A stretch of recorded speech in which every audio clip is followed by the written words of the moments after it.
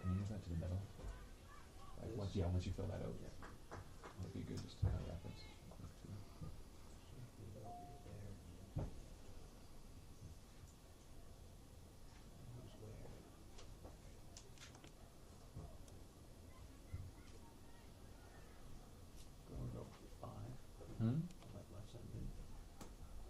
What about 5? Is that a number? On Holland? Yeah, 5. That's Steve's first team, all conference.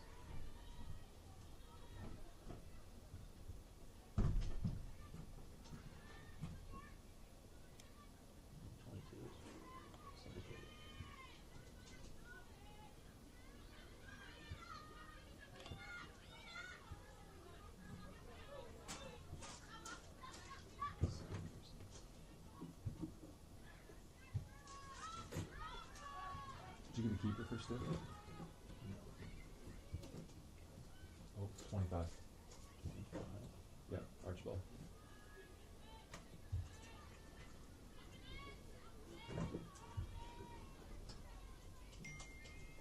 Who are you missing for Stick? Right back. Oh, just far side.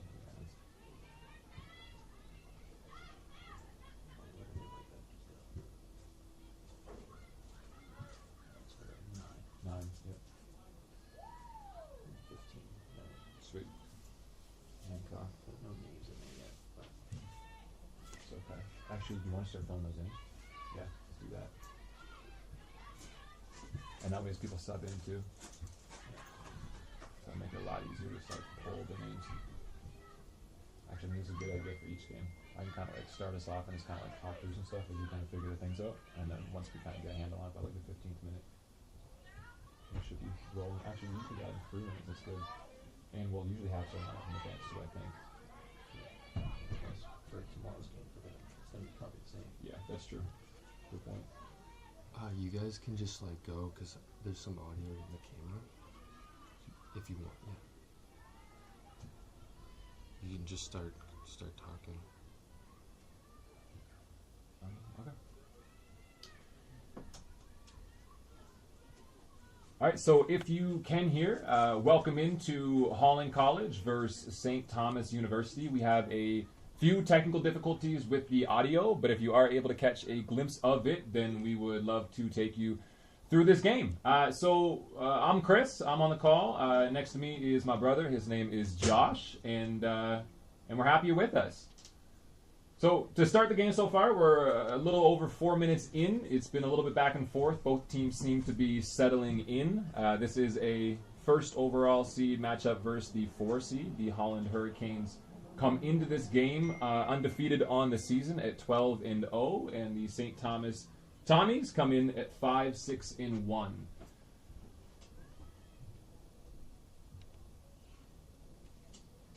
Now, as expected in games like this, often those first few minutes are spent just trying to settle into the game. Both teams looking to find a foothold in how they want to come out and play. And here we have a corner for the Holland Hurricanes.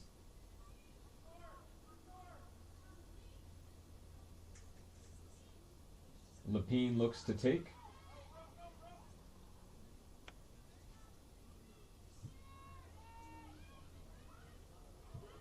Hey, and that opens up the scoring. Holland 1, St. Thomas 0. A dangerous ball in the box. Couldn't clear the lines from St. Thomas. And Holland is in front to start the game through number 19, Emma McIntyre. And that's a fantastic ball there, too. You really want to just drop it as close as you can into that 6-yard box and just hope for the best. It's exactly what they did, and it worked out. And Josh, set pieces in games like this are always dangerous. Absolutely. Absolutely. You could see, too, the Tommies brought back pretty much everyone to try to defend. Just weren't quite able to clear. So going down 1-0 within the first 6 minutes, what does St. Thomas want to do to stay in this game? going to be interesting to see how they potentially shift. The first few minutes, they were on the front foot. They had a few opportunities. So I'm sure they'll be looking to kind of keep the intensity high, see if they can pinch a bit higher up the field. They do, of course, need to make sure that they don't get caught again for a second. That was a good penetrating pass from Koyari. But St. Thomas does a good job defending that.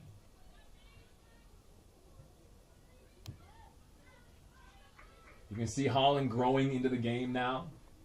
How does a goal, Josh, affect the confidence of a team? Well, I mean, it'll affect the confidence on both sides. Holland, as you can see, their confidence is flying. They're feeling good. You can tell they're continuing to press the intensity. They're pushing numbers forward. And the Tommies are going to have to be careful not to fall too deep here. You can see the wingers seem to be dropping a bit deeper right now. It'll be interesting to see if they're able to release them further upfield.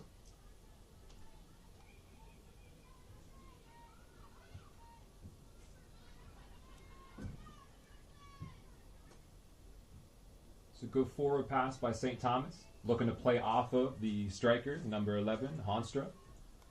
Just wasn't able to bring that ball down.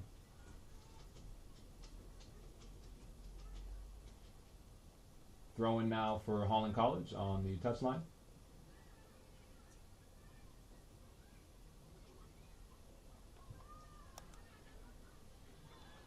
It's good work there by Meredith. Good body position. Clears the ball from danger and gets the throw in from it. Good composure by Koyari there to switch the ball.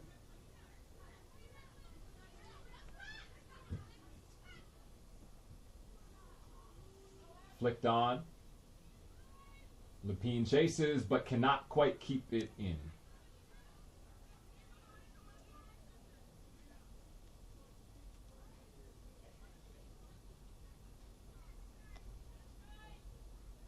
St. Thomas looks to build from the back. That's played into Steves.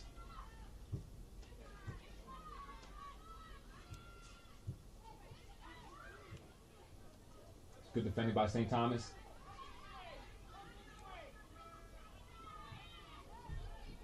So who does St. Thomas look to in these moments, Josh? Now the goal is about 4 minutes ago. They're still trying to find their way back into the game. Who are they relying on? It's a fantastic question. And you can see even from that goal kick, like you mentioned, they're trying to build from the back, which means they're still trying to take as much control as they can. The challenge here, of course, is that the Hurricanes, you can see that they're pressing high already. They're trying to win possession. They're looking to catch them during this build-up. And so far, they've been fairly successful with it, although they get called for the foul there. But for the Tommies, it's going to be important to try to find someone further up the field to potentially hold up play. See if they can bring more numbers forward and try to settle into the game a bit more.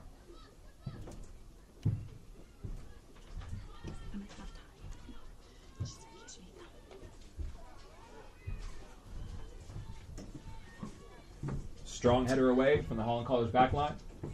Now Lepine, switch of play.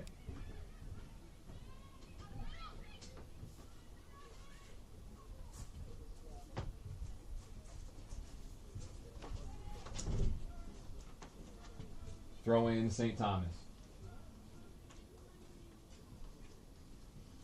You can see right now even throw in deep in the Tommies area. Holland are already pushing numbers forward. They're already trying to play as much of this game in that attacking third as they can. They know that's where they can be dangerous. That's where they want to spend as much time as possible.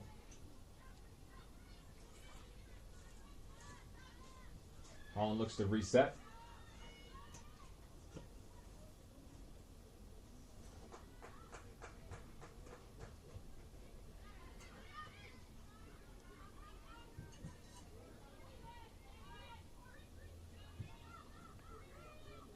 It's a good job by Kelly to get the ball down.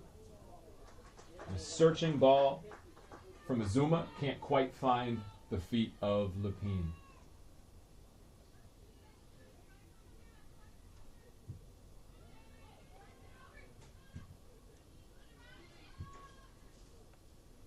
Good second ball there, win by St. Thomas. Gets it out wide. And those are the opportunities that they're going to be looking for, right? If they can win that first ball and then control the second, all of a sudden they now get to play in the middle third, potentially looking to attack into the Hurricanes' half. So those will be the moments where they're looking to relieve pressure and try to get the ball settled so they can attack.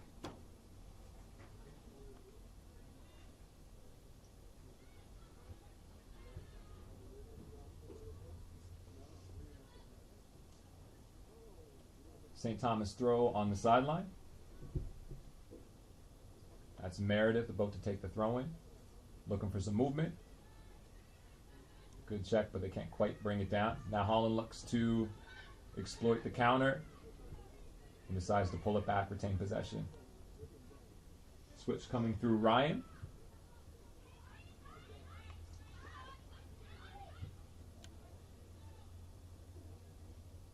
Some patience from Holland College. Can't quite connect with Lapine up that left wing. I imagine the Hurricanes are going to look to press high as well right here, knowing the Tommies are in the corner. See if they can't nick a ball, look to attack off of it. So when they're stepping up and pressing, what are they looking to do here? The big focus is how can you cut down as many potential passes as possible, right? They're looking to close gaps, of course, to try to keep the pressure up. But you can see when the Tommies have the ball settled, they're trying to find their center mids. They're trying to find a way out. So if the Hurricanes can just match up 1-for-1 with each of those center mids, it's going to be very tough for the Tommies to play out. You can see there too, the STU, oh, that's a great ball over top, not quite. STU looked to play it out, and the issue is when you get sucked in so deep and you don't have the outlet, you found, or you see how then it just kind of squeaks out to Holland and they get to reset and start attacking again. St. Thomas looking to build through the middle, unable to connect. Yeah, and that's a perfect example of what I was just mentioning, is they're looking to build through those two center mids. Oh, good opportunity here, potentially. Yeah, the Tommies are looking to build through those center mids. So Holland is almost inviting that first ball, knowing that once it gets there, they can all collapse and try to win it back, just as they've been able to do. Looking for some link-up play there. Doesn't quite come off, but Holland retains possession. And cleared away by St. Thomas. It's a good ball in there by Voss.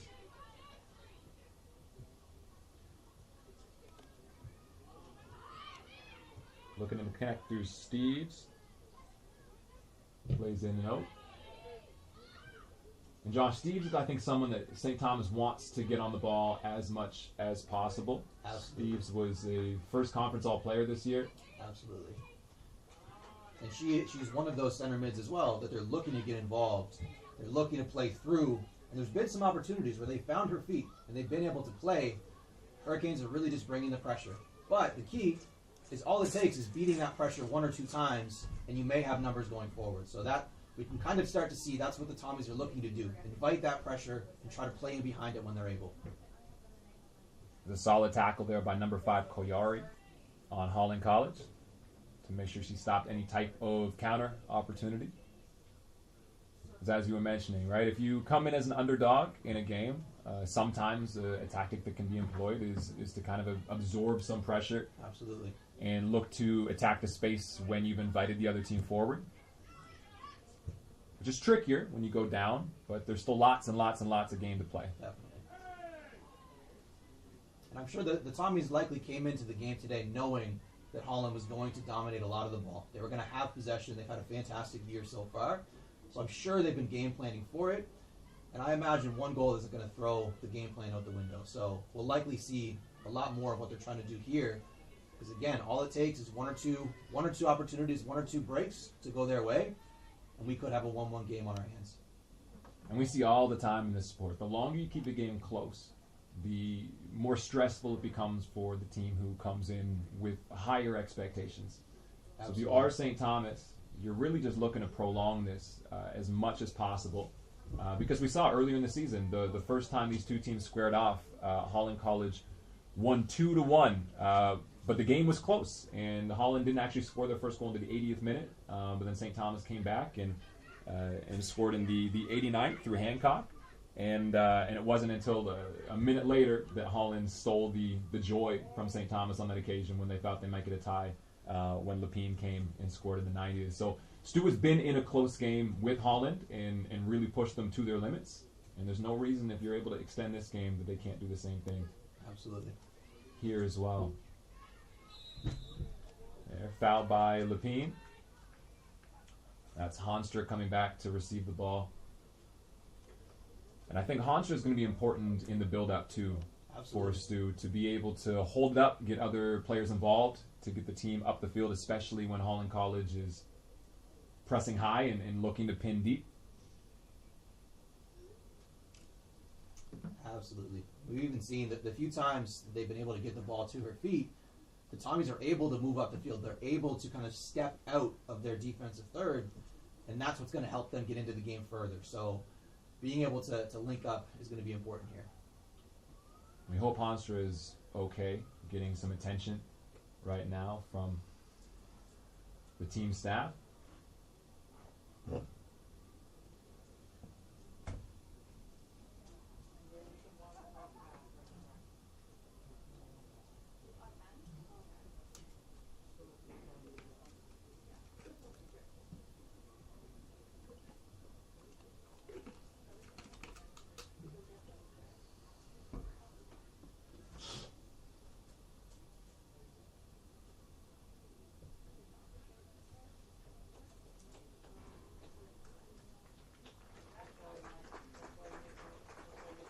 Good news appears she does appear to be okay walking the sideline. Hopefully it's just a knock and she'll be able to come back into the game shortly. Spot foul, free kick for St. Thomas.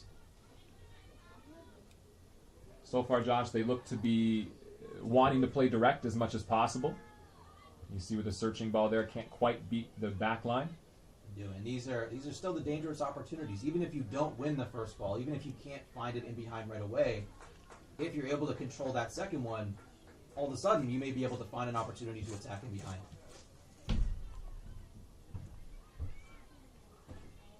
Great tackle, good ball sent through from Koyari. That's Lepine on it. Looks to curl one in. Oh, what a hit! That's a beautiful finish right there. Emily Lepine from Bridgewater, Nova Scotia.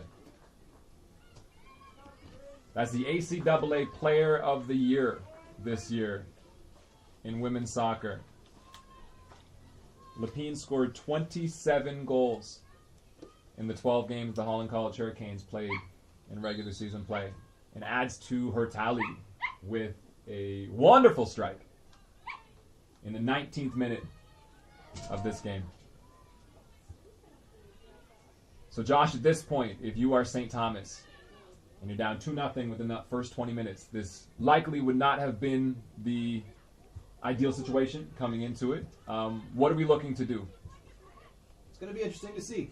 You may see them start to try to press a little higher. It'll be interesting to see if they can make it to half, even still 2-0, potentially 2-1, to see how they come out in the second half when their coaching staff has had some time to make some adjustments. We may see for the next 20, 25 minutes a bit more of the same, trying to still contain the Hurricanes, contain the pressure, and then look to potentially shift to a different shape in the second half. It'll be interesting to see how they look to adjust. But opportunities like this are where opportunities can come from. That's a good ball there. Looking forward. Let's see if they can create. That's Hancock out wide. A great cutback. That's an opportunity. That's Phillips unable to get the shot on target. But positive from St. Thomas. It's a good response after going down. Positive for sure. And a lot of this, you can see it came from the Tommies being able to get those wingers forward, get them involved. Those diagonal balls are what's going to potentially beat this Holland Hurricanes shape. And that was a good opportunity. So a few of those, again, like we said earlier, a few of those bouncing your way, and all of a sudden this game is close. Well, let's talk about that shape too. So how are the Holland Hurricanes lined up right now? What do you see? Well, it looks like they're in almost a 3-4-3. They have their three center backs, two of them playing a bit wider. They're two center mids that you can see are looking to get on the ball a lot. And then two wing backs out wide who are constantly looking to press, constantly looking to get involved, but also understanding when they need to retreat. And then that gives them this really dangerous front three, which we've seen already where all three of them can get involved. All three of them can look to combine, and they've been able to score twice with it already. So the key, though, for the Tommies is when playing against that 3-4-3 shape, those pockets of space beside the center backs are often going to be fairly open. Because as Holland starts to shift their wing backs forward, they're leaving those spaces behind them. It's difficult to get there, but as we saw in that last opportunity, if they're able to find that first pass, there could be some space to attack. Which means there's a lot of responsibility then on players like Hancock, players like Scott, who are playing on the wings for St. Thomas to make sure they're making those penetrating runs and asking for those passes in the dangerous areas. Absolutely. And this is where, building on the conversation, it's going to be important for those wingers especially to not get pulled too far deep. Because if they get pulled too far deep by those Hurricanes wingbacks, all of a sudden it can be very difficult to find a way out from that pressure, to find a way to get those wingers involved, because they've almost retreated into a back six at times. And it's difficult, easier said than done, to not fall into that, especially against a team with the quality of the Hurricanes. But it's going to be important to look for those opportunities, especially now, down 2-0 in the first half. It may be time to take a few chances. I'd also like to see St. Thomas really try to take control of the midfield a little bit as well. Because right now, Azuma and Koyari are doing a great job at pacing the game. We saw the assist from Koyari on Lepin's goal to set her up. But right now, if they're able to get the ball in, and condense Holland a little bit, and then, find those pockets outside, draw them in to kick it out for them to cut in, they might be able to get a bit more success. They just need a bit more of a handle and a foothold in the game and in the most dangerous places. Absolutely. And one advantage that the Tommies would have in the middle as well is knowing that Holland's in that 3-4-3 shape. They really only have those two center mids, whereas STU, they currently have three. So it can be, again, difficult to unlock that, but if they're able to control some possession in midfield, they have the extra number in there, where they may be able to keep the ball, they may be able to find one or two passes, combine with each other, and then be able to pick out those balls into the wingers' feet in the corners. A couple throw-ins on the far touchline for St. Thomas, looking to slowly move the ball up the field.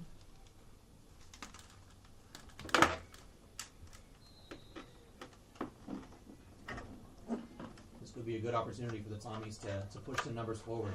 These set pieces are going to be dangerous, especially in a game where you're absorbing a lot of pressure. These give them the opportunity to pin the Hurricanes a bit deeper. You can see already they're retreating, as they should, with a 2-goal advantage here. But if the Tommies are able to win a first ball, to win the header up here, potentially win a second ball, there could be an opportunity. That's Meredith on the ball, looking to feed it in.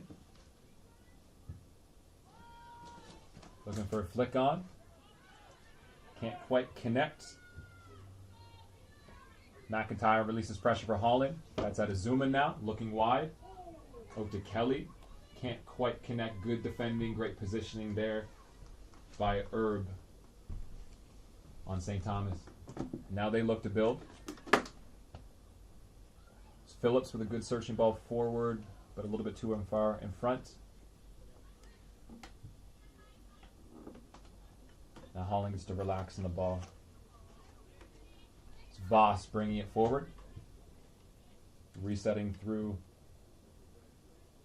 Captain Kiana Ryan.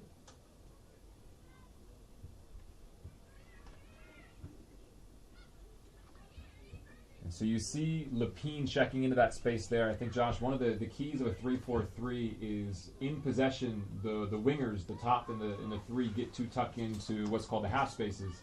And when you're in the half spaces, it gets really hard to defend the players who have that gap because of how much freedom they end up having with the wingbacks providing the width. And so you saw in that situation a second ago, Lepine checked all the way back to half just to receive the ball, and it causes confusion for St. Thomas about who's supposed to step, who's supposed to cover. And that's exactly it, right? If those front three start to drop in a bit deeper to get on the ball, all of a sudden the Tommies back and forth, they need to make some decisions. If the fullbacks decide to follow into those spaces, like you mentioned, they may be vulnerable to a ball in behind to the wingbacks. So it requires a lot of communication. There isn't always a perfect answer to a lot of those movements. But the key, again, is just to stay as organized as you can. Try not to get drawn out of position too far, because that's what could ultimately lead to the penetrating ball in behind. And that's Steve's on the ball looking to create. It's a good Those- ball out wide. Those are the spaces that they're going to be able to relieve pressure through. That's Hancock with the cross. Can't quite connect. And that's a positive sign, though, for the Tommies. Again, we've talked about it before. Those spaces in the corners that they can attack through, that's where they seem to be finding opportunities. So one adjustment we may see from the Tommies is having those wingers start even higher up the field and try to release even sooner, because that's where, again, they've been able to create some opportunities from. It appears that's Honstra still not feeling quite right. And we will get a substitution. Likely looks like Honstra is the one to make way. We'll see if it's like for like, striker for striker. Here's the B.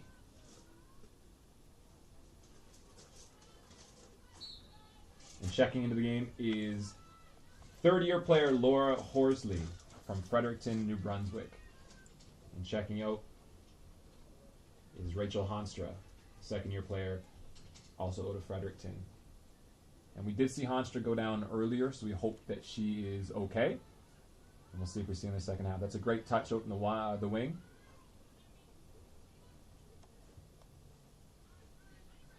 I believe that was Horsley getting her first touch of the game.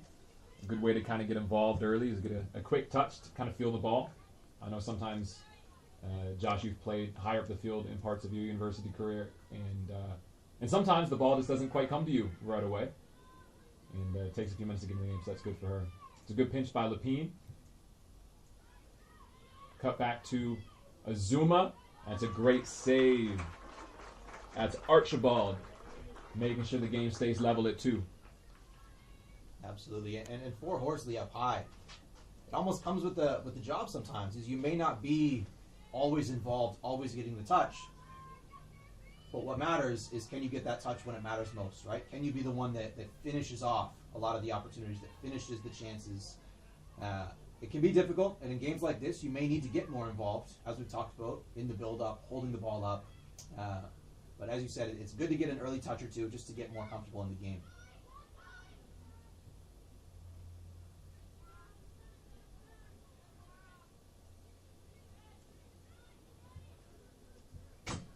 See again, Lapine checking into that half space to receive the ball, connect, and bring it forward.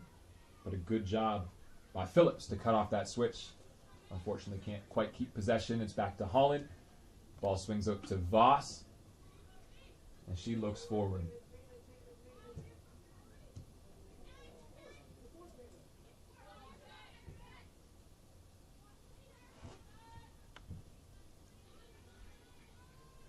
Hancock battling with Chase on out in that wing.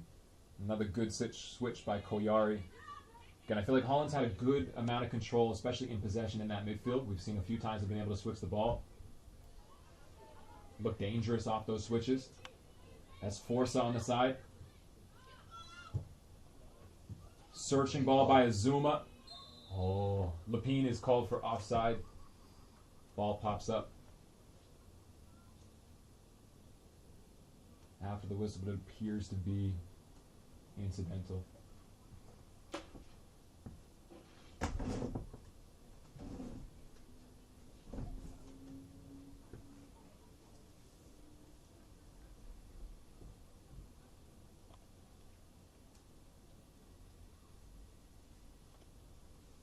And Lapine is up.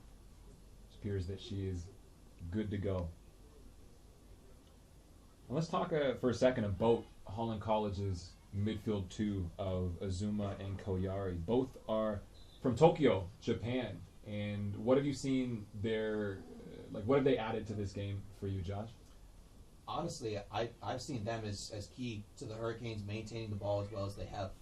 They clearly understand the spacing. They clearly understand where they need to be in possession, how they can stay composed on the ball. They're not afraid to kind of reset play through their center backs. It's been a fantastic start for the two of them, especially like we talked about earlier, knowing that the Tommies, they have that midfield 3. They've still been able to control the ball. They've still been able to drop in and retain it when they need to. That's Koyari on the ball right now. Good feet, good touch. Looks for her center mid partner Azuma. Again, composure on the ball. Great example. You can see that they're comfortable on the ball. They understand which pass to play, even if it's a safe ball, just like that one we've seen there. And we're able to find a way out to. Yeah, and I think that you hit the nail right in the head. We saw a good example. It's like that's what they are bringing to this game. Not only is the ability to create, again, like we saw from Koyari in the assist to Lepine, and the near assist there from Azuma not too long ago. But they also have the ability to just kind of control the tempo of the game. And sometimes, especially when you have a lead, what you're really trying to do is control the tempo. And not let STU feel like they have an opportunity to get back in the game. It's a good overlapping run by Scott from St. Thomas. Now they look to have a little bit of the ball. Back to Herb that goes over and look to switch through the back.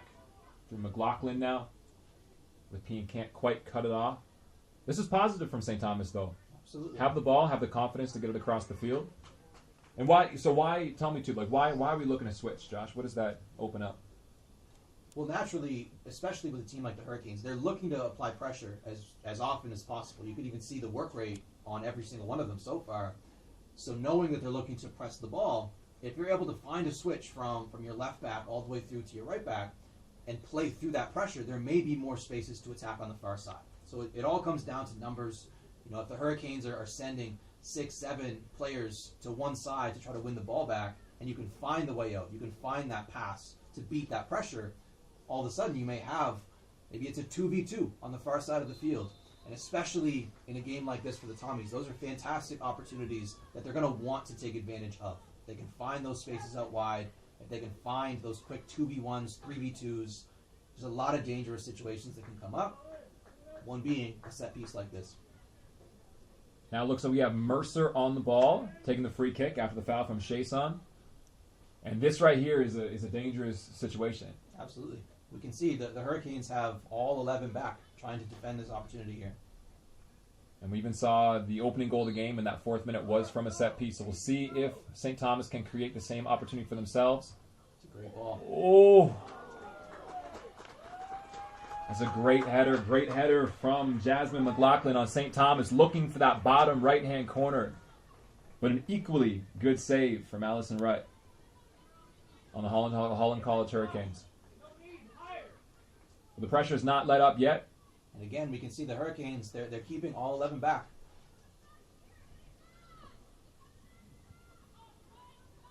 Short ball, looking to change the angle. That's well defended. Doesn't come off. How do you feel about those short corners, Josh? I'm a fan of it.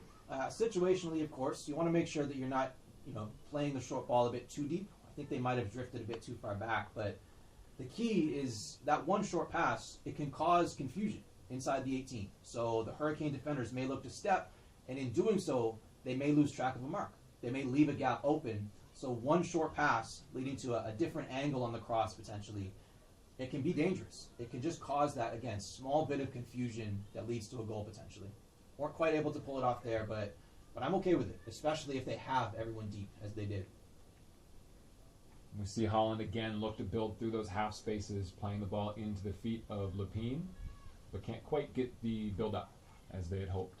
We can see here another deep throw-in. Unfortunate that it went just the wrong side of the corner flag for the Tommies. But the Hurricanes, again, as we've talked about, they're looking to press. You can see how many numbers they're sending forward, trying to win this ball back in some dangerous areas.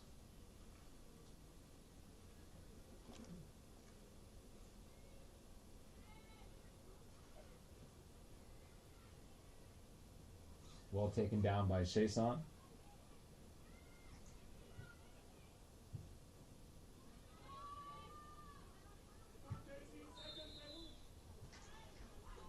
Foul on Holland College attacker.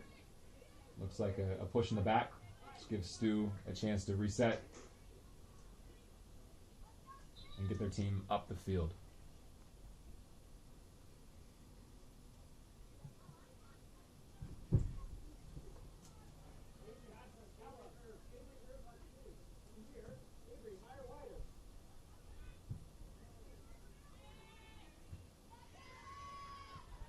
Steves wins the first ball, but St. Thomas can't quite control the second one. It's a good touch by Lapine, looking to penetrate. Looking for Forza out wide. Looks for the cheeky back heel, doesn't quite come off, but Holland does retain possession. Driving down the line. Cut back. Great ball. Well defended. Good defended by McLaughlin. But Azuma keeps it, plays with Koyari. They retain possession. Now Holland is in control. You can just see the composure on the ball. Even in a 50-50 like that, they're able to maintain possession. They're able to find those easy passes backwards. Quite able to keep it in here. Voss stretches but can't quite get it. But yeah, you can see like the Holland Hurricanes, I mean, they're 12-0 for a reason, right? Absolutely. And it appears they really know where the teammates are supposed to be. They anticipate when the ball is going to be played places. And a Ball team like, never came in. a team like the Hurricanes as well, playing with a 2-0 lead, it's dangerous. So they don't need to rush at this point. They can just dominate possession. They can just maintain control of the game. They don't need to press. They don't need to push those opportunities. They can stay composed, try to draw the Tommies out of that shape they're sitting in, although it could be an opportunity here. Fortunate for the Hurricanes. Well dealt with by Captain Ryan on the Holland Hurricanes. But again, you can see if they're able to just control the ball, the Tommies eventually will have to step out of their shape. They will have to apply some pressure, and that's what could then open up gaps in behind.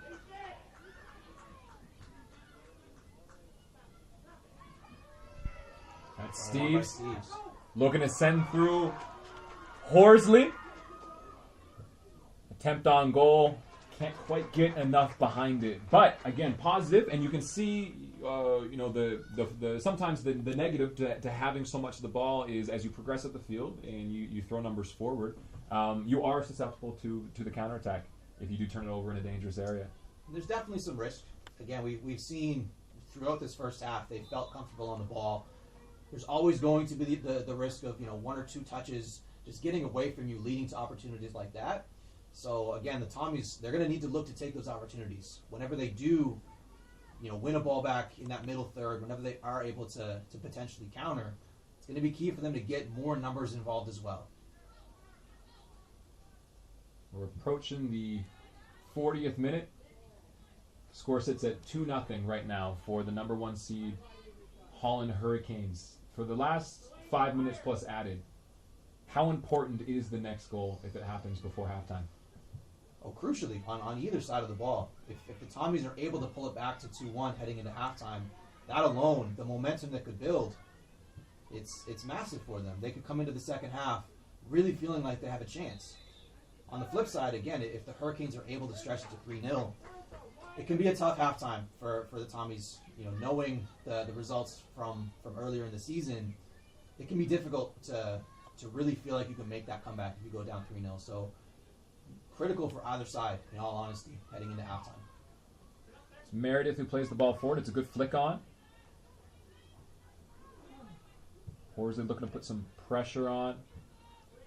Holland clears the lines. Good press there by Kelly. It's a good save by Archibald. Good opportunity. It looked like Lapine was looking to attack off that left side. If McIntyre would have been able to open up, there may have been a pass on, but a good opportunity nonetheless.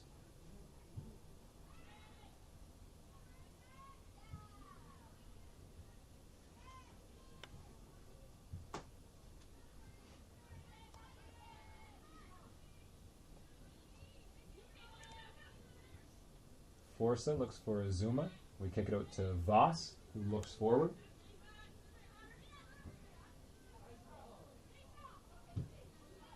It's a searching look, but Forza can't quite get on the edge of it. We've seen a lot of interplay on this near touchline with Forza and Kelly switching in and out, playing in half space and out wide, making sure their runs are unpredictable. We've seen Forza get inside a few times. Haven't been able to connect aside from that one time we see the cutback opportunity, but it definitely causes a little bit extra thinking for the back line. Absolutely, and that's what can lead to that confusion as well. And honestly, it's what's led to Scott and Hancock on either side for the Tommies having to drop in a bit deeper as well. Is if you see the wingbacks look to attack forward as they have, it can be difficult to know when you need to hand it off, when you need to track those runs. And that's what, again, can have the Hurricanes feel comfortable in possession, just as they are now, with the Tommies pinned deep in their own third. And you can see it right there, right? Horsley looks to get on the ball, but even if she was able to get there first, you know, having those wingers pinned back like that, requiring help, is a lot to ask to then be able to get out of that position. It's an offside call there on Lepine. Likely a close one there. It did look close from here, didn't it?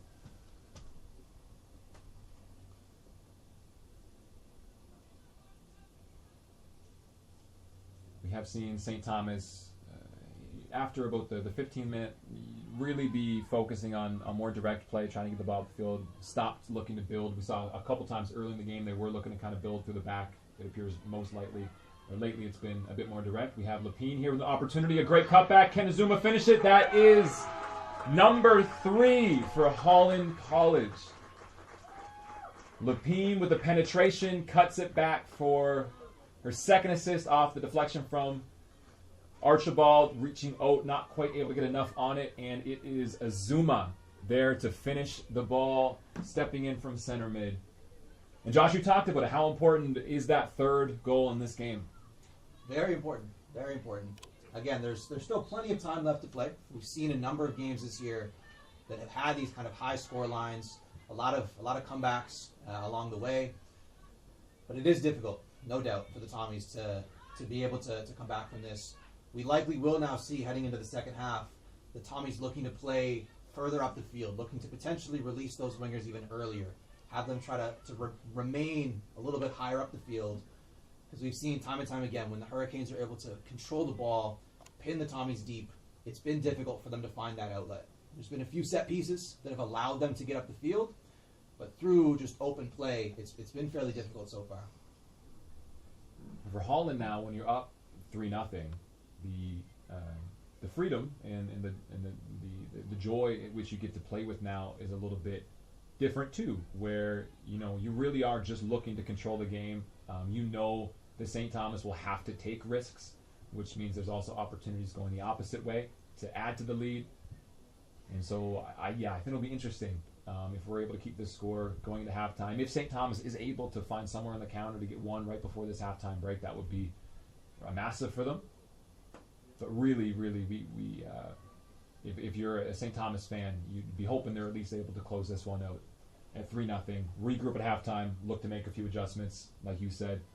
Maybe it is looking to have those wingers stay a little bit higher to look to penetrate some of the gaps that Holland College does leave with their shape. Appears another offside call there in the far corner. Absolutely. And like you mentioned, again, the Hurricanes now, there may be even more spaces for them to attack, knowing they have this 3-0 lead. Because as even we talked about, if the Tommies do decide to try to push a few more numbers forward and try to play a bit further up the field, like you mentioned, that's going to then leave gaps in behind. It's a risk that at this point they're likely going to need to take, but it's a risk nonetheless, and one that the Hurricanes, as dangerous as they can be going forward, they're definitely going to look to take advantage of.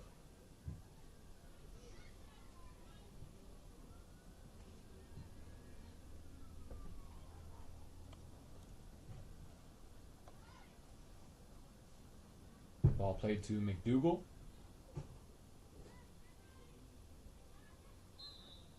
Foul there by Horsley. And McDougall's feeling that. Looks like a nip at the back of the ankle. Tap-ins in games with split-second decisions on tackles, so hopefully she's okay.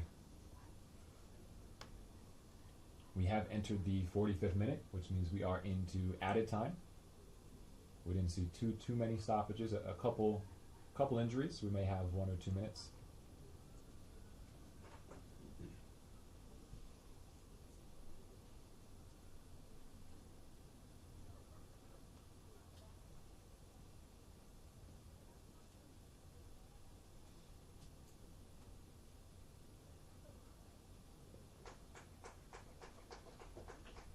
And McDougall is up. Luckily, that halftime break is right around the corner. So for her, she'll have some time to rehydrate, take a quick break. Hopefully she's feeling okay for the second half. And Captain Ryan plays it forward. St. Thomas can't quite deal with that over-the-top ball. Oh. That's a goal from the left wing for the Holland College Hurricanes. I believe that's Kelly, who found herself on the opposite side of the field that she's been playing on most of this half. Opens up, curls one with her right foot, looping over the outstretched hands of Marissa Archibald in net for St. Thomas, which puts us at 4-0 right before the end of the first half. Those right there, those are the types of opportunities that you can get when the opposition is trying to press a bit higher up the field. That one, of course, came off a set piece, but a great finish nonetheless. And that brings us to halftime with the score of the first of the women's semifinal games in ACAA championship action. The Holland Hurricanes 4 and the St. Thomas Tommies 0. We'll be back with you for the second half after this halftime break.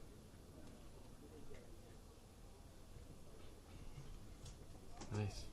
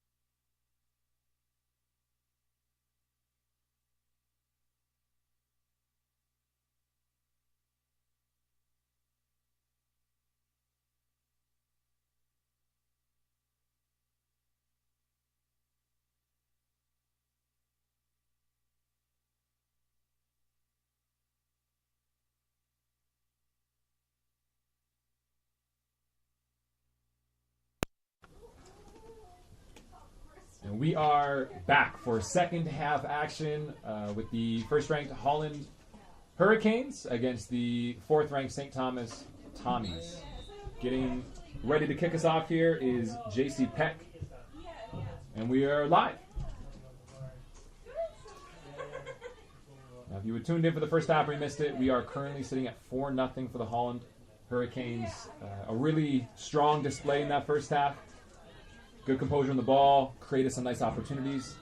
St. Thomas had a few of their own as well, but ultimately weren't able to have any finishing touch to put one on the board. So it's a long way back, Josh, at 4-0. What are they, at this point in the game, in these first few minutes of the second half, what are they looking to do? I would say that they're just looking to find that little bit of momentum, right? That little bit of belief that could just come from a few good opportunities. Even something like what we just saw there, just drawing the foul, getting that chance to relieve pressure.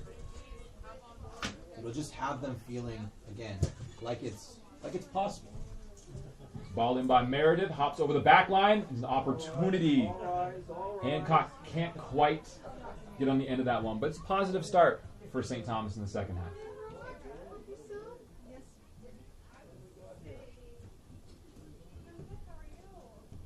Forza looks forward, can't quite get it in there. It's a good pinch by St. Thomas. But that's Lindsay Smith, who's entered the game for Holland College, in at center back, cleaning things up. And we're working on getting everyone the subs for the second half here. We'll announce them once we have confirmation of all the changes. But it does look like we have some fresh faces on the field for this second 45. That's Lapine looking forward. So Koyari looking to return it back to Lapine. Can't get it, but does get the ball back. That's a switch and a hit. McIntyre can't quite get a hold of it.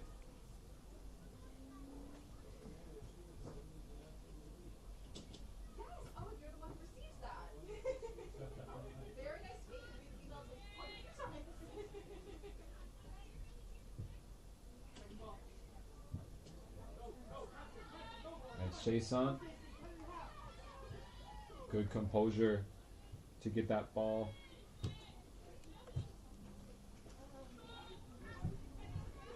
That's Lapine. It's Price resetting it to McLaughlin.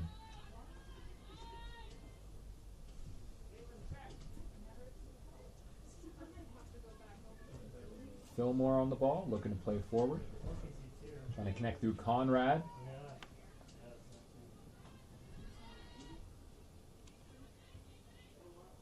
Forza gives that ball away. As Horsley up high, can't quite get through the back line of Holland, who have been strong today.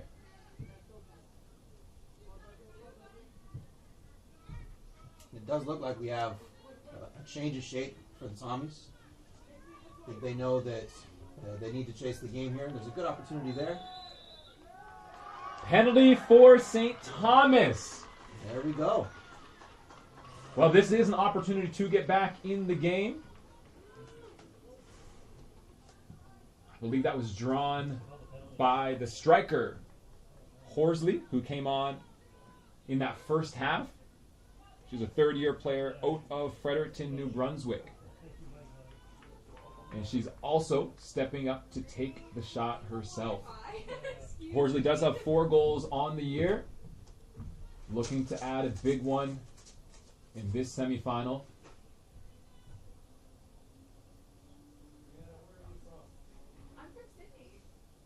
Referees get set.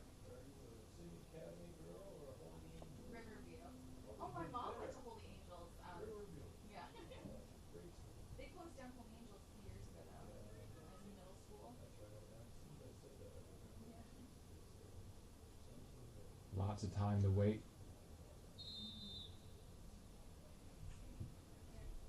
And Horsley can't connect from the spot. Ball going wide right. Game remains at 4-0. Oh, Mr. Chisholm, John Chisholm. Holland can breathe a sigh of relief. Now they look to just push the ball, look direct, searching for first and seconds.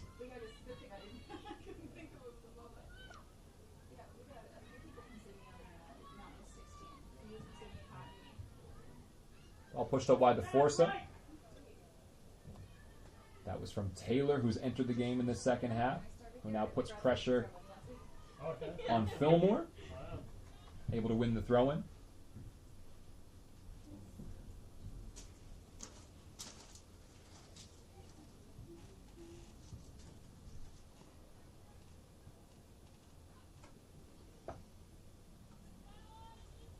McIntyre tracking back, ball now at the feet of Azuma. Retaining possession, Koyari kicking it wide. That's Kelly, who has 2 goals already this game, looking to press. Foul call, St. Thomas ball. And as we were talking about before, the penalty call there, it looks like the Tommies, they're into definitely a more attack-minded shape. They've shifted into, it looks like, a back 3, which is then going to give them two up high. And we can see it, Horsley and Peck are both looking to get on the end of these balls over top. And what that's going to then do as well is give the Tommies, similar to the Hurricanes in the first half, 2 wingbacks. So it looks like Hancock and Price are going to be playing out wide. There's going to be a lot of responsibility for the 2 of them, both to get involved offensively, but also be able to track some of these runs from the Hurricanes. As we can see, they were able to take advantage of pretty well in the first half. So it'll be interesting again to see how this shakes out. But you can see, even as the phase of play happens here, there's a couple opportunities right there where Holland College, if the ball was played right, would have been through on that wing. And that is because, like we talked about in the first half, it appears that St. Thomas wants to keep those wingers higher to be able to penetrate those gaps that Holland does leave by playing 3 in the back. Exactly. And a good opportunity here now from St. Thomas to swing in a corner. A good dead ball opportunity. Yeah. We saw they were dangerous in the first half. McLaughlin almost had one off of a free kick that went in. It's a good ball. It's good clearing header from Holland. Pops back out though.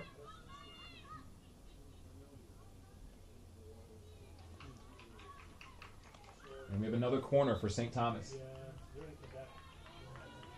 Looks like that one could have been a goal kick, but corner nonetheless. Some questions had by Holland. Yeah. Yeah.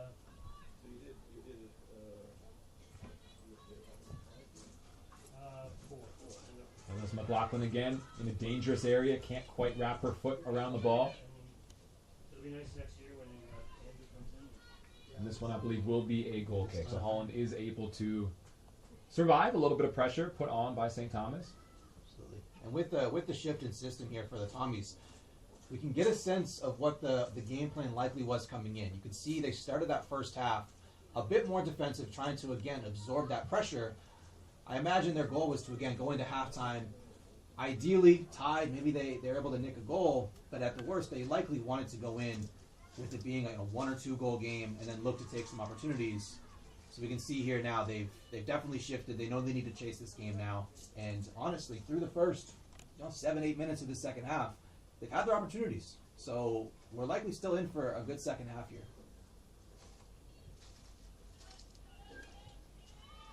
St. Thomas looking at clear lines. Good ball by Steves to bring that down. That's Hancock looking to play forward. And we talked a little bit in the first half about how the Tommies were looking to relieve pressure through their lone striker at the start of the game. What they now have with 2 up high is an extra outlet to do exactly that. So they now have more than just one person that can hold the ball up. And we've already seen, again, they've been able to find the feet of those 2 strikers and create decent opportunities off of it. There's still a lot more to come, I'm sure. But just having that extra outlet, that extra player you can play that pass to, it just gives you a few more ways out. So the key, of course, will be, can they manage defensively still with that one less defender in the back? And that'll be a big question, of course, knowing how talented the Hurricanes are going forward. But again, sometimes you need to take risks and see what comes of it. Ball gets out to Kelly, to Lapine. That's a foul. You've seen this half too. It looks like Kelly's actually playing out wide in that almost wing back position, the 3-4-3, and that's because Kristen Taylor has checked in for the Hurricanes, who is playing up in that almost right wing, right half space area that Kelly occupied in that first half. It's a good header by McLaughlin away. Gets out to Hancock.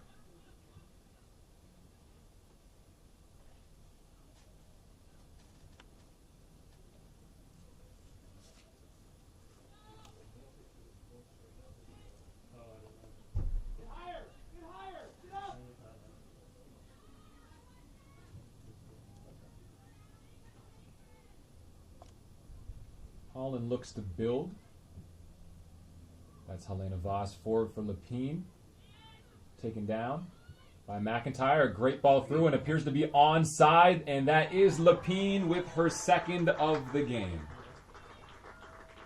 Excellent through ball sent to her from Emma McIntyre.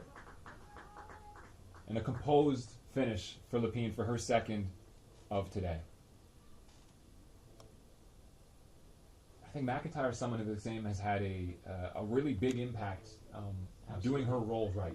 Absolutely. You can see she's been playing through the middle of that front three for the Hurricanes, and a lot of the games she's actually been dropping in a bit deeper to collect. So, almost playing that false nine type of role, where by her dropping in, the Tommy center backs then need to make some decisions. Do they follow her? Do they try to hand her off to the center mids? And just those moments of transition, those moments of communication, all it takes is 1 or 2 seconds of delayed responses or just not being quite sure, and she can find pockets of space like she just did there, and then of course play a fantastic ball through. So a lot of danger on that front three for the Hurricanes, and we're seeing that on full display. And sometimes that's the nature of a modern striker these days too, is you're asked to do a lot of the extra work. It's not always about scoring the goals, especially when you have dangerous players like Lapine, like Kelly, like Taylor now in those half spaces that are looking to run off of your ball. So as you check in, right, if you're McIntyre, you're looking to draw defenders with you, open up those gaps, play those balls through, and also get those assists, whether it's with your foot or even just with the runs that you make. We even saw it on that goal, as we talked about. With McIntyre dropping in, the center backs from the Tommies, they did end up stepping up that time, and that's what left Lapine with so much space in behind.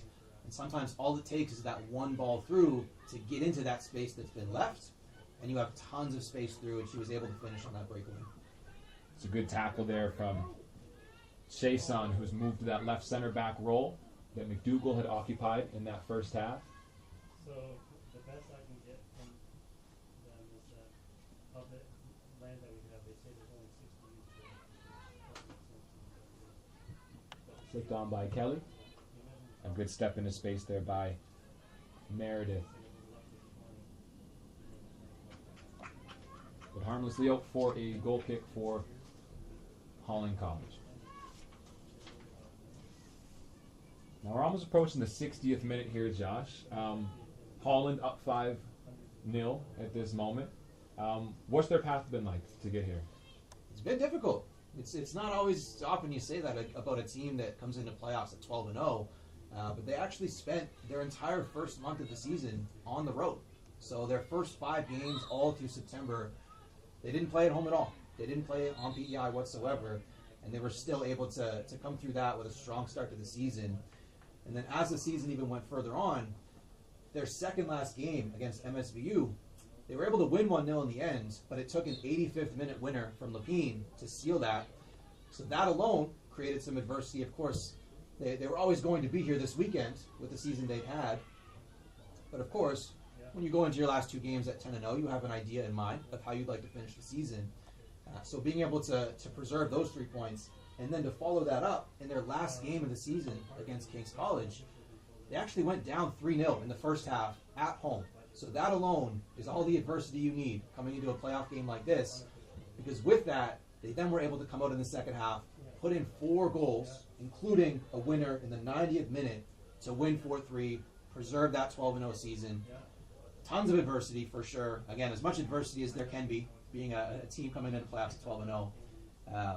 But honestly, those sometimes are the games that you want coming into a weekend like this one. If the season is 12-0, if every single game is 3-4-5-0, it can be difficult to really show up this weekend when there is teams trying to press, teams trying to bring some intensity. But having faced that adversity, realizing they can come through it, honestly, this could be a team that makes a run at Nationals. Yeah, and speaking of that, they are also hosting Nationals this year too. So the ACAA national competition will be in Summerside, Prince Edward Island, which means that, in fact, this Holland Hurricanes team has already automatically qualified to go and compete at that competition. But of course, there's more to play for, because if you are anyone on this Holland squad, you want to be going in the best of form, and what better way to do that than to run the table and go 14-0 in your ACAA season play and championship. And that'll be what they have their eyes on for sure. Again, like you mentioned, yes, they already have a spot in the competition, but I think we both know that they want to come in to this weekend, win both games, and go in there with their heads as high as possible, feeling the momentum, again, feeling like they can really compete. I know there's some times where teams from the ACAA, they kind of make nationals and then they aren't really able to do too much with it, just the nature of some of the big schools further out west. But I really do think this Holland Hurricanes team, they have a shot to compete. They've looked fantastic today. They've looked great all season. They're able to score. They're able to create. We've already seen they're able to defend. They have two center mids that know how to control the game. It's almost like they have all the pieces you would want to actually have a real run at it. They have a coach of the year. A lot of signs are pointing towards a positive season for the Hurricanes here. And they really have put on a great performance to this point. They've been able to rotate the squad a little bit in the second half. And not to mention, they also have the coach of the year this year in Jonathan Voss, who actually coaches both the women's and men's side of this Holland Hurricanes team. And he's been a 4-time coach of the year on the men's side. So if you're talking about pieces, right, obviously what we see in the field is part of that. But I think he also brings a level of experience and expertise to, again, make the experience for hosting one to remember for them. That's exactly it.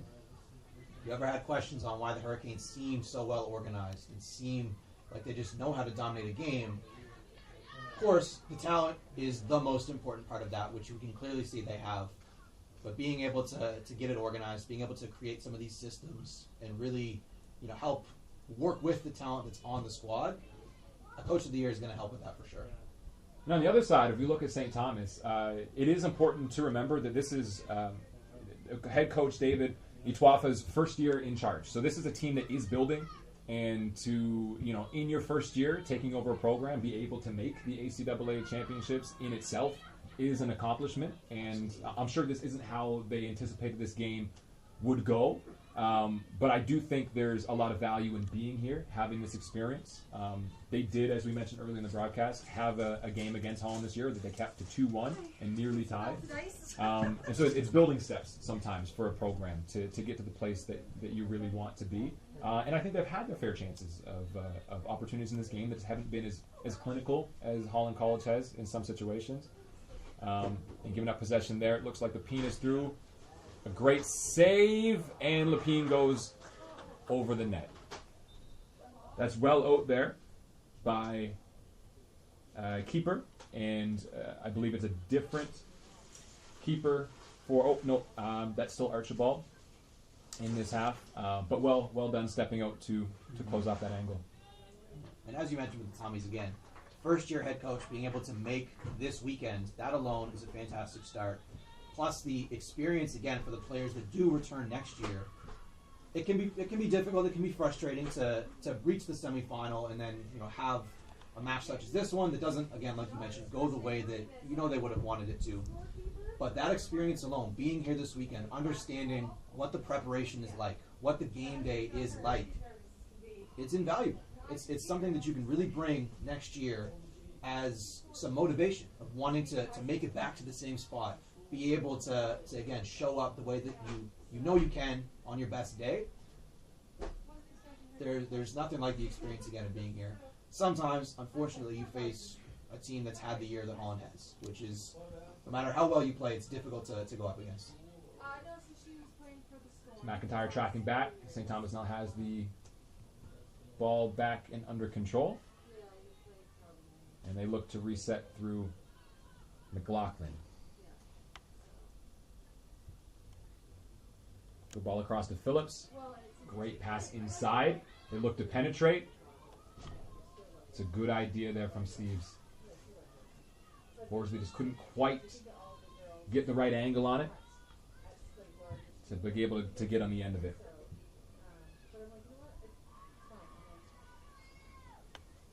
It's a big header by Fillmore, who now has the ball at her feet.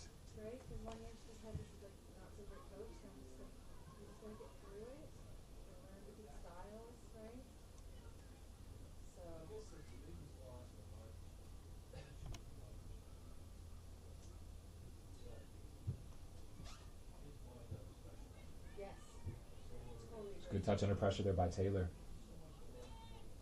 Gets it to Forza. Looking forward in the half space. See McIntyre check in. Can't quite link up with Lapine on the other side.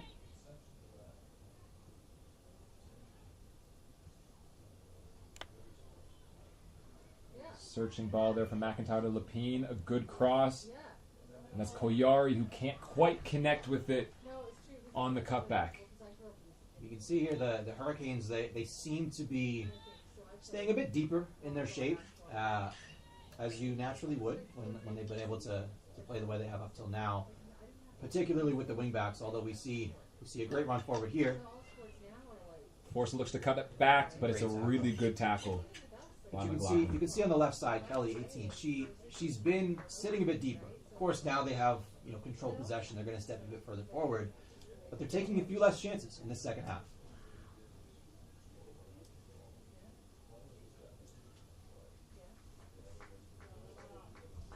That looks like we are getting a substitution here from Holland College. That's McIntyre making way.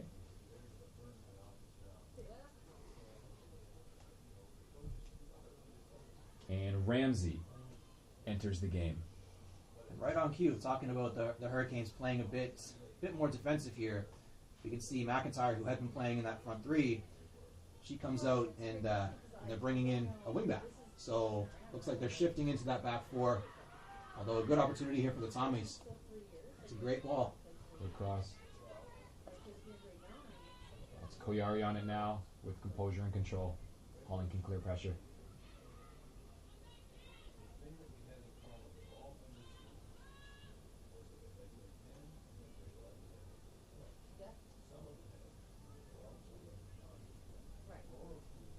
Does look like they're settling into a bit more of a 4-3-3, would you say? Yeah, it does look like that. Again, a bit more safe, a bit more defensive. Of course, they know they don't need to chase goals at this point. At this point, it's really about maintaining what they have, keeping it secure. Sometimes, especially in possession, if you have that one extra number deeper, it can make it easier to retain the ball. It appears Kelly's moved inside to play what we would refer to as a 10. Much like a Mesut Ozil role. Back in the day, we have Azuma and Koyari now sitting as the two central midfielders, almost as pivots. Lapine out wide, Forza out wide, and then playing Kristen Taylor up high through the middle. It's a good ball from Steves. Looking for Peck. Holding it up. Back to Steves. Can't quite get around Chason.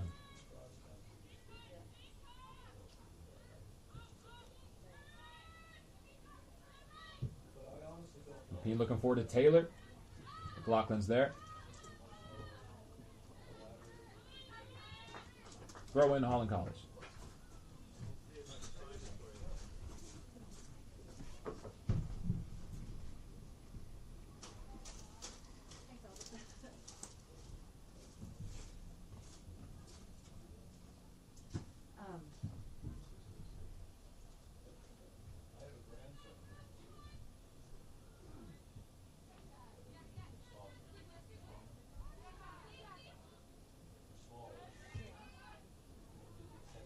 Good turn by Kelly, can't quite link up with Lapine. That's Keylorn, who's coming in the second half. Now sitting at left center back on the ball.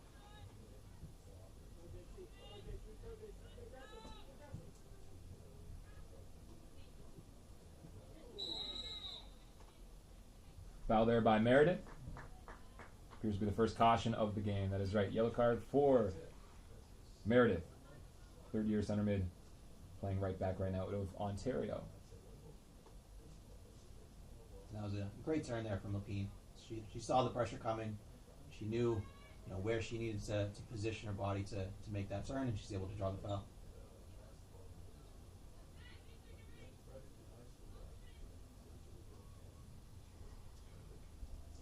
Jason swings it in. Searching.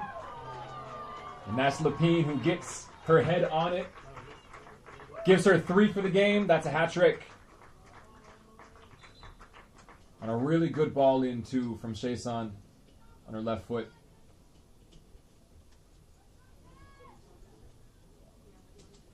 Six nothing for Holland College.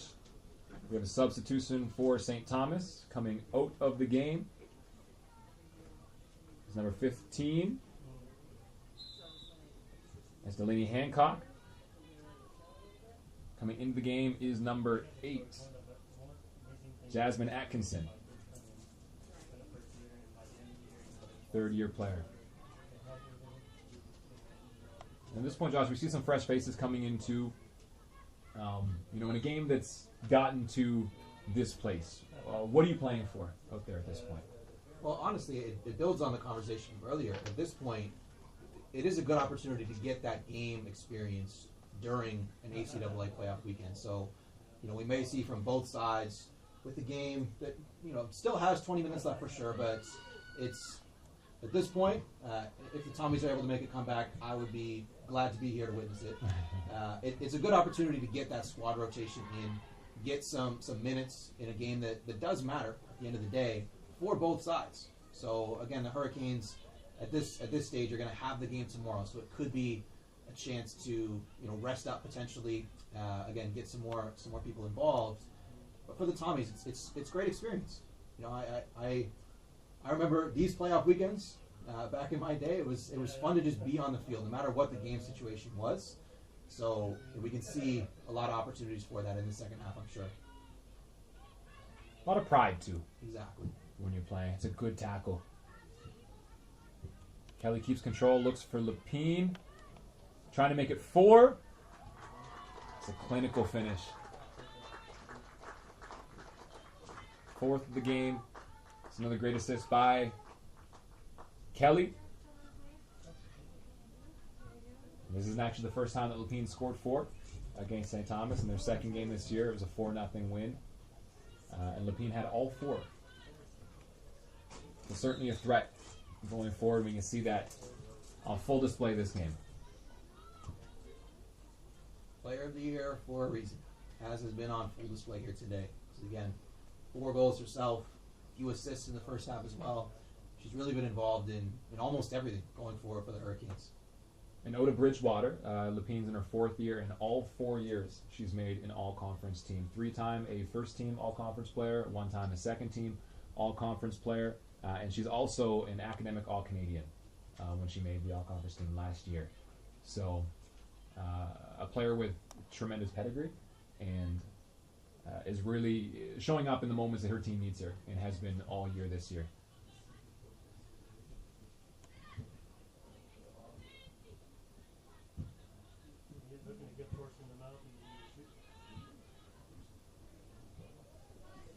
That's Peck coming back to receive the ball. Looking inside. Phillips looking to switch.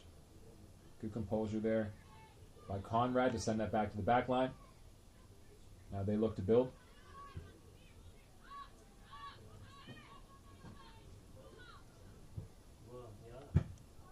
Tough one to handle.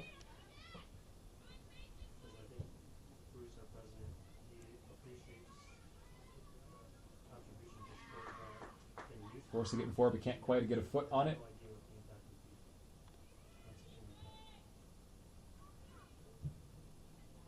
Zuma to get a good tackle by Phillips.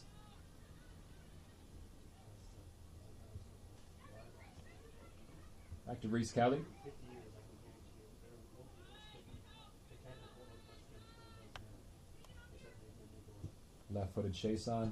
Out to Lepine. Can't quite get the ball back. Rolls safely to the hands of Marissa Archibald. I heard the meeting with I know.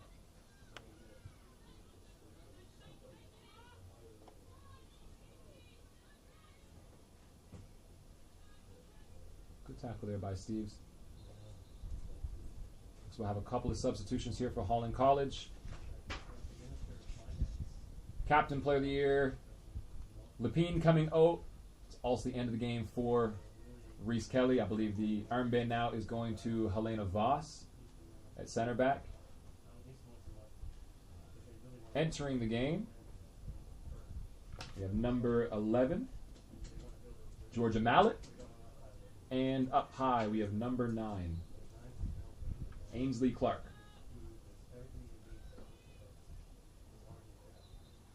And this is certainly a benefit for Holland College, too, being able to give some players not only a rest, but also other players some time in the game, too. Exactly. Because you never know who you may need in a final.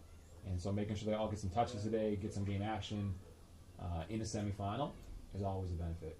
Absolutely. And you know, with 2 games in the same weekend, any minutes rest you can get, you're going to welcome it. So good opportunity again for the Hurricanes to start to gear up for tomorrow. They'll have a big game. Excited to see who they end up matching up with. But always, again, 2 games in 1 weekend. Take your opportunities to get that rest. It may only be 15 minutes of action that they'll sit for, but it's 15 less minutes on the legs. We got a substitute for St. Thomas. Coming out of the game is number 14, Horsley, who has been active in this game since coming in that first half. And I believe coming into the game is number 2, Avery Scott, first-year player, Odemir Mashid. I do agree. I think Horsley, she had a fantastic game up there. Of course, they weren't ultimately able to, or haven't been able to find that finish just yet. But, you know, especially coming off the bench, being able to be as involved as she was. There was a lot of opportunities in that first half where she was able to get on the ball. She was able to link up play. Had a few opportunities in the second half as well. Solid day all around. We talked about it earlier too, but often like strikers will be the players in the field that have the least amount of touches. So sometimes Exactly. it's hard to feel like you're involved in the game, but I think she did a really good job with the limited amount of touches that she had to make positive things happen for her team. Exactly. Drew the penalty too. Unfortunately, couldn't finish it, but was a good, I think, a good player for St. Thomas today. I agree. Another corner here, looking to attack off another set piece, where they had looked dangerous. So that was originally from our president.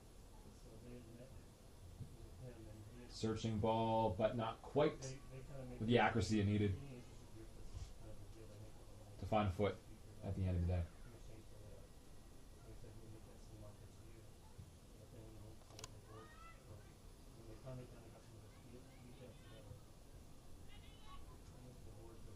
So wide to Chason.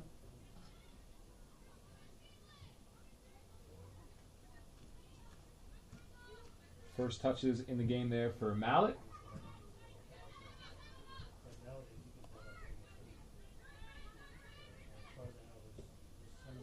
Reset by Taylor.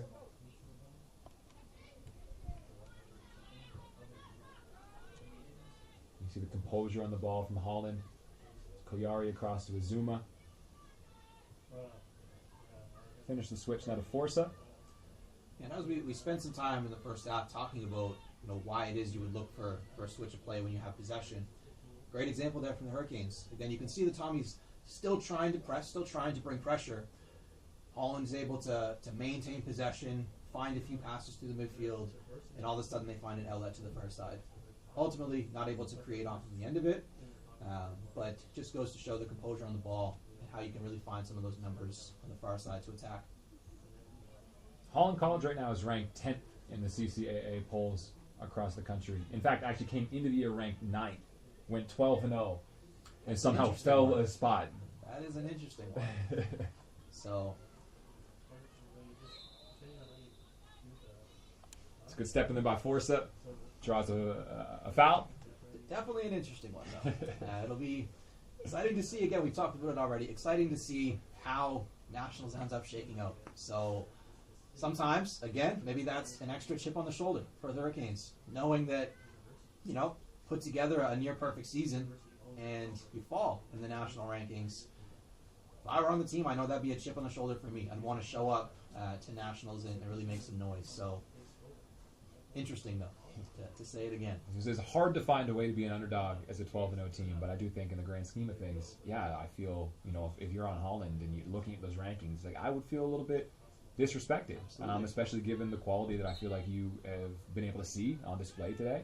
So yeah, interesting. It's a good way to put it. We're always looking for some whiteboard material. That's right. And I guess that'll be some. Yeah, we coach too, and yeah, everybody, you can always find motivation in different places, 100%. It's a good reset there by St. Thomas. Can't quite build through it this time, though. Great composure there. Again, I think you see why Koyari was a first-team all-conference player there, number 5 for Holland College in the center mid. I think all game we've seen her get on the ball, find good gaps there, ask for it when you need it, penetrate passes when asked for. Again, set up that great second goal there in the first half, and also was able to reset when needed to. Absolutely. And again, we've talked about Lapine and her impact on the day. Can't be ignored, of course, when you're involved in 6 of the 7 goals. I think Koyari's had a fantastic day in midfield as well. We spent a lot of time talking about it, but just the composure on the ball, understanding where to be right on cue, understanding where to be in possession, out of possession, being comfortable just linking together, a couple of passes, finding a switch. It's been a fantastic day for sure. It's a good take there. That's Clark driving forward, but an excellent tackler. I think McLaughlin's had a really good game at center back too. Absolutely. Absolutely. It's hard sometimes when you get encountered. I know I was a center back back in the day, and center backs, we always hate being in space. And I think a lot of times as Holland's come forward, you get put in some situations that you hope you wouldn't have been put in as a defender. But I think holistically, I think McLaughlin's dangerous going forward. I think she's done a good job anchoring that defense throughout the run of play. And I think in a few cases, it's just the quality of Holland College has shone through with some really good finishes, good interplay. But overall, I do think that McLaughlin showed a good game today at the back. And especially, playing as the middle center back in a back three. That alone too, especially when you're facing an opposition such as this, that can be difficult. Oftentimes you're kind of on an island by yourself. If your outside center backs get pulled out wide, or the front three of the Hurricanes is able to draw them out of position, all of a sudden you're kind of by yourself in the middle back there. And I would agree. There's been a ton of 50-50 balls that she's been able to win. There's been a lot of times where she's been able to win it and then retain possession. So, difficult situation to be in for sure, but I agree. I think she's done well. I don't think he's doing that again after that. Phillips playing it forward. Good attempt to deflect on. A little bit too much pace in the ball. Oh! Hits the corner flag, stays in play. Can't quite finish it. That's a fun one for everyone. If you haven't watched a ton of soccer games, that corner flag is not technically out. So if it hits that and it stays within the bounds of play, that means that ball did not go out. It's a good awareness, actually, by St. Thomas attacker to keep that ball. Some great hold-up play there from Clark for the Hurricanes. She's able to bring that first ball down, retain possession. Well won back by the Tommies. Steve's looking for a run into space. Now gets it on the second ball there. There's good vision from Atkinson to see that she made that run.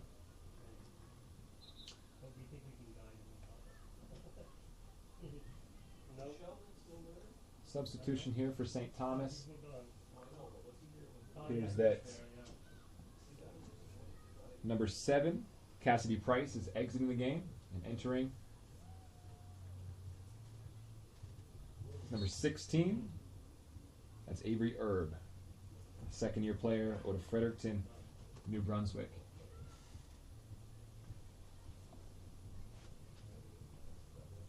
We've seen St. Thomas had a few attempts on goal this half.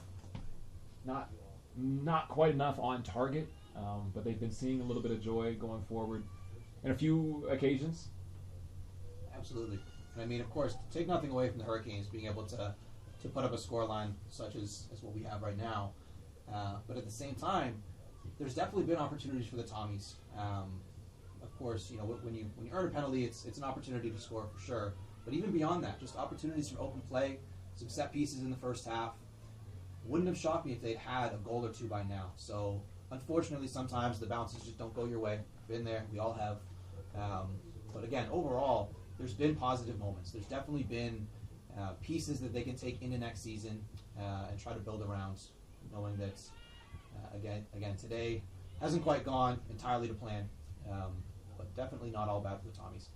Speaking of next season for St. Thomas, given that at this point I think we know the conclusion of the game will go one way, what would you have to say to the seniors who have put as much as they have into this program over their years? Honestly, I would just say that they should be proud of the years that they've put in. Again, of course, ideally it ends in a different way, but when you put in the years of time and dedication, I know sometimes the training sessions are 6 a.m. Sometimes they're at 8 or 9 at night. Yeah. In the midst of the season, it can feel like it goes really quick. Sometimes you're training 4 or 5 days a week, maybe playing a game or two per week as well. It's really a 2-month stretch each season that it comes and goes quickly. So it requires a lot of dedication, a lot of hard work, and regardless of the scoreline today, making this weekend is a big step. And I know, if you're a senior on this team, it's something to be proud of for sure. But beyond even just this year, just this weekend is, I think every senior on the team should be proud of the years that they put in, proud of being able to play at this level for so many years. Now you said it. I mean, I look back at my years too. You played with me for a couple of these years too, and yeah, like you put a lot into it. And I remember my last year, it didn't end the way I wanted to, and we lost in a semifinal matchup. And that was it, right? But I mean, it's important to always look back and appreciate all the moments you've spent with your teammates, with your with the coaching staff, with the whole program, and know that whole combination of time shouldn't be taken for granted. And like you said, hopefully they can be proud. That's exactly it. I mean, beyond even just what's happening on the field, these seasons they're an opportunity to spend time with the team. There's a lot of road trips that you take during the season, a lot of weekends you get to spend with the 20 or so people around you.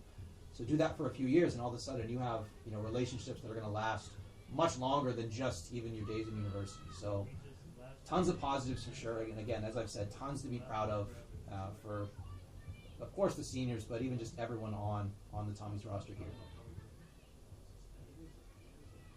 Entering the 89th minute of play. Again, haven't been too many stoppages, a few substitutions this half. I don't anticipate we'll see much added time. So we're likely in the last few minutes of this game, of this opening semifinal.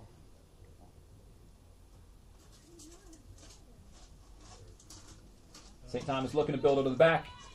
Looking out wide. It's a good pass over to Avery Erb. And Koyari closes down the space.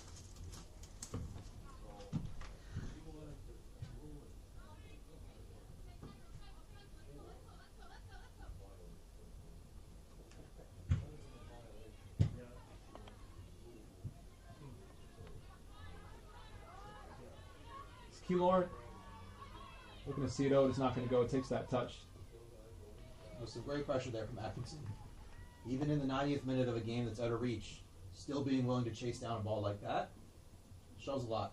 That's that pride we're talking about, right? Exactly. Anytime you step on the field, you always want to give your 100% for that moment, no matter the scoreline or the situation. Exactly. Same thing. Actually, I think I've really liked Atkinson since she's come into the game.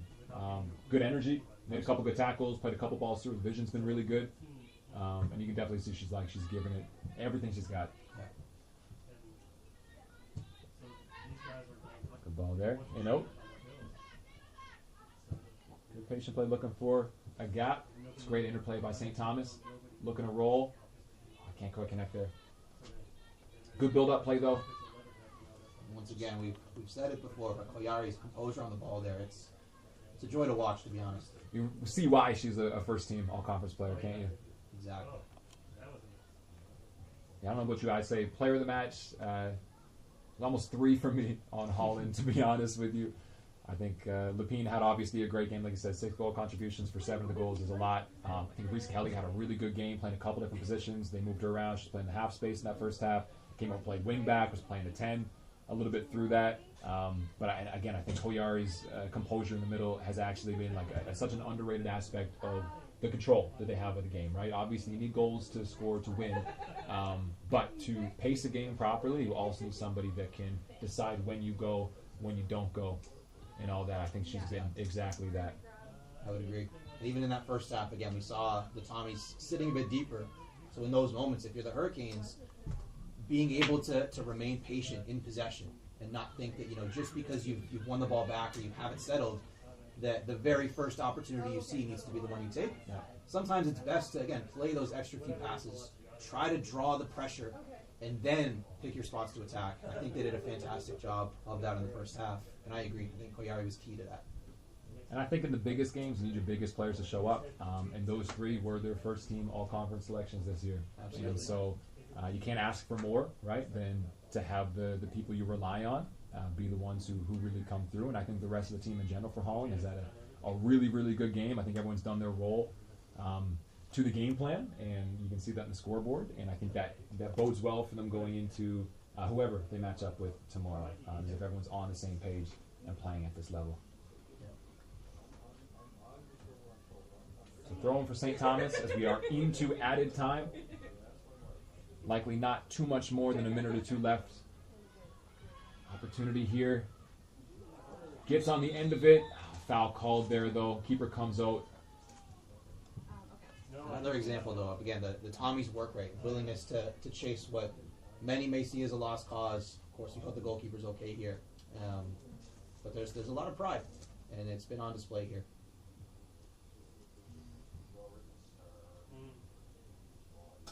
That's Allison Rutt, who came out, challenged the ball, and did well to get there first, draw the foul. We have to also, of course, give credit to the back 4 in the second half, back 3 in the first half for the Hurricanes, as well as Rutt in goal.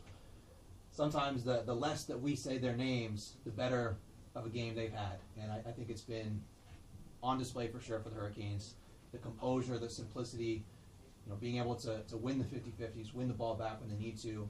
I think across the back line, it's been a good day for the Hurricanes.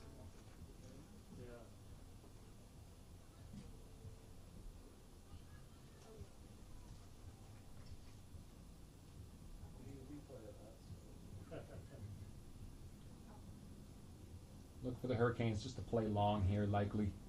Just see this game out. Can't be much more time left.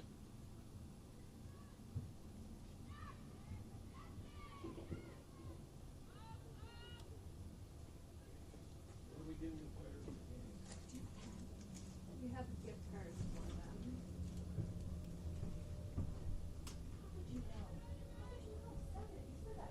Oh, yeah. As Vasu clears the lines for the Hurricanes. Azuma battling with Conrad. Conrad wins the throw. On the left side of the field. I am learning. Angela's been helpful, creating content. I feel like I've done Good defending there by Kate Ramsey. Came in the second half here, playing right back. stuff that was all new. So, Holland looks to break here. but Eric helped us out last night, so we got the schedule. And that is the final whistle. Final score here at Mainland Commons is Holland Hurricanes 7, St. Thomas Tommies 0. That means the Holland Hurricanes will play in the gold medal game tomorrow against the winner of MSVU versus UKC. Thanks for tuning in. I actually Have a good one. Her